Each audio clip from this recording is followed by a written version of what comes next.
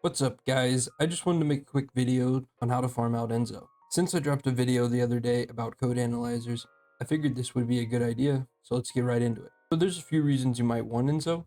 One could be for his passive ability right here, which basically allows you to open these encrypted vaults a lot easier. And honestly, this ability is super strong, so just for that I would recommend him. We might also want Enzo for his incredibly powerful support skills, like this one right here, which basically just gives everyone on your team a ton more damage, and this restores your shields pretty well, making him decently tanky. So Enzo's honestly a pretty solid character in those situations, apart from his vault opening ability. I'd recommend farming him out right after you get into hard mode. So if you want to start farming out Enzo, we can actually look at exactly where to get everything we need for him in the access info page. For that, just open up your map and then go over one tab to access info. Here you can see a ton of information, and basically all of these pages will show you how to get almost any item in the game. But we're going to go to Descendants. Then if we scroll down a bit, you'll see Enzo.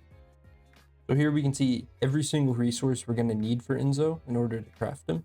But in this video, I'm just going to go over how to get this Spiral Catalyst, Stabilizer, and the Enhanced Cells, as these are kind of the most grindy part of this.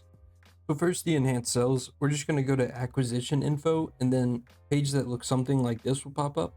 Here I would recommend going for the amorphous material 3. This is used on Gravewalker, as this will be much easier to farm out than the one for Hangman. So we just click on that, and we will see this actually comes from a dungeon in Kingston on normal difficulty. If you just scroll down here, you can see there's a 100% chance this pattern drops, and you will be able to do this dungeon in probably under 5 minutes pretty easily. So then for the stabilizer, we're just going to go back to that access info page, back to Descendants, back to Enzo, and then in here we can click on the stabilizer. So this will be a slightly different process. You actually want this amorphous material pattern 39 right here, which you open on Pyromaniac. If you look where we get it from, we'll see it's a special operation. Now these things are not fun and they're slow, and you will see there's only a 26 to 43% chance you get this. And you will have a chance at this dropping every 2 waves. So what I did was actually go for pattern 51. As for his, you don't have to do the wave defense mode, but you do have to farm Hangman, which can be a horrible process if you don't have a group to do so. It's really up to you which way you want to go with this though. I personally just don't enjoy the wave defense very much. And then for the Spiral Catalyst, it's kind of the same as before, but I wouldn't even consider doing this pattern 11 right here, because it's a wave defense again. Instead, I would go for pattern 37 here, as it can just be farmed at a dungeon here in White Knight Gulch with a 100% drop rate, and you only have to fight Pyromaniac, which compared to Hangman is super easy, especially if you're in hard mode, which I assume you are if you need Enzo. And then finally, we have the Enzo code. This is probably the most annoying one to me, but I would do pattern 25, which is a wave defense again, but the other pattern is also a wave defense, and you have to fight Hangman instead of Dead Bride. Dead Bride is just much easier.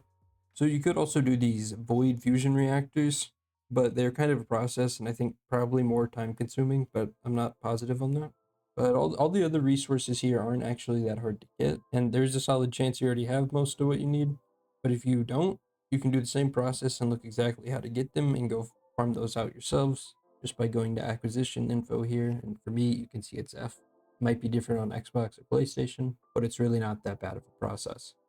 So guys, I don't think that Enzo is that bad of a farm, and you really do need him, as he's incredibly useful for gathering materials from those vaults. And thanks for watching, and please consider hitting that like and subscribe button, and keep on grinding.